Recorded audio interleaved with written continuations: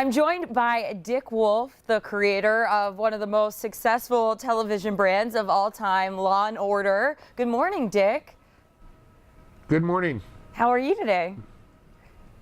It would be unseemly to complain. It's a nice start to the new year, so I'm doing great. Great, great. Well, Happy New Year to you. Thank you. You recently took your screen talents to the page. I have your new book right here, The Intercept. Tell us about the book. What's it about? First book. Your first book, the debut, yes. It's a thriller, an unabashed thriller about a potential terrorist attack in New York, and Jeremy Fisk is a detective in the intelligence division, which is like the NYPD CIA, and it involves a situation where people know there's an attack coming, but they don't know where it's coming from or who the participants are. So there are a series of people who fall under suspicion, but by the end of the book, it comes down to a pretty intense confrontation. Okay, and it's getting great reviews. What made you say, I'm going to jump into the literary world? Well, on 9/11, we were 2 weeks away from doing a 5-hour miniseries for NBC called Terror, which opened in an Al-Qaeda training camp in Afghanistan with 10-year-olds saying, God is great, death to America. The brother of one of them coming in who was going to America to become a great hero.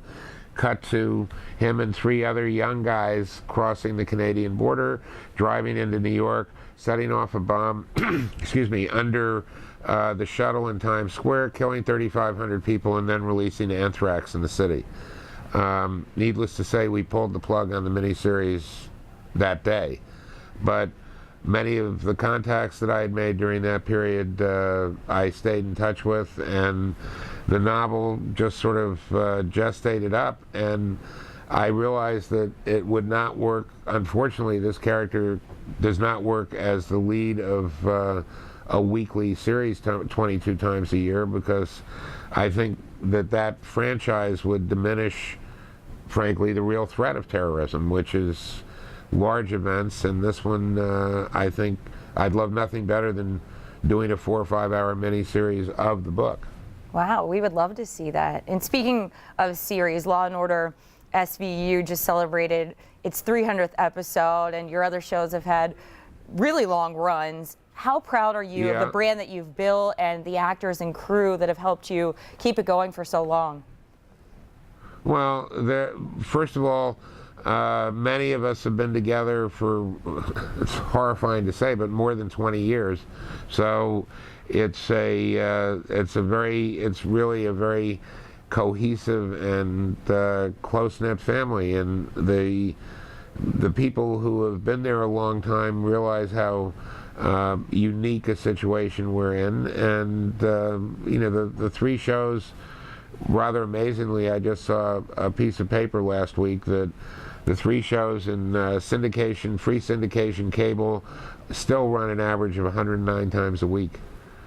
I had the opportunity to visit the set of SVU last summer, and it was wonderful. I love being on the set. I met the actors, and Mariska Hargitay, I interviewed her, and she just raved about you and the experience. So everyone just seems to have loved every minute of it. Well, no, I think everybody involved realizes how fortunate we are and have been, and it's been a great experience. I have had one of the most satisfying careers of anybody that I know of.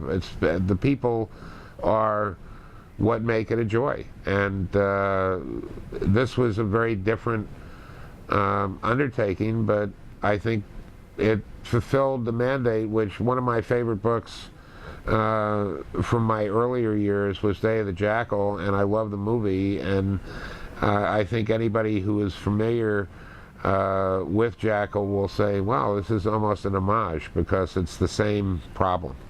We look forward to more of you, more books, and you have had quite a successful career. So pleasure chatting with you today. I'm great, and watch Chicago Fire. Yes, Chicago Fire. We love that show as well. Okay, great. Thank you.